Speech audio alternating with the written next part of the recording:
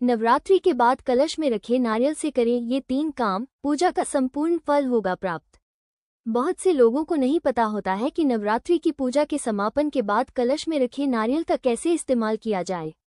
आज हम आपको कुछ तरीके बता रहे हैं जो आपको शुभ फल की प्राप्ति देंगे। चैत्र नवरात्रि का पावन पर्व अब समापन की ओर बढ़ रहा है। इन 9 दिनों बड़ी धूमधाम के साथ देवी के 9 स्वरूपों की पूजा की जाती है। पूजा के दौरान अखंड ज्योत प्रज्वलित की जाती है और इसके साथ ही चौकी पर कलश स्थापित किया जाता है जिसमें नारियल रखा जाता है।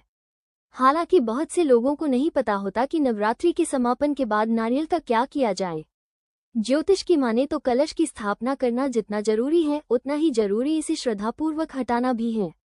यदि आप गलत तरीके से नारियल को हटाते हैं या उसका गलत उपयोग करते हैं तो आपको नवरात्रि की पूजा अर्चना का फल नहीं मिलता है।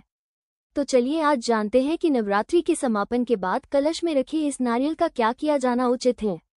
नवरात्रि के समापन के बाद आप कलश पर रखे नारियल को एक लाल कपड़े में बांध सकते हैं।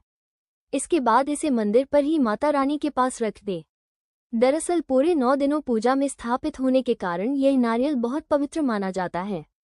कहते हैं इस पर विशेष रूप से देवी का आशीर्वाद होता है। ऐसे में जब आप माता रानी के सम्मुख रखते हैं तो माँ दुर्गा प्रसन्न होती हैं। नवरात्रि का समापन हो जाने के बाद आप कलश में रखे नारियल को प्रसाद रूप में ग्रहण भी कर सकते हैं।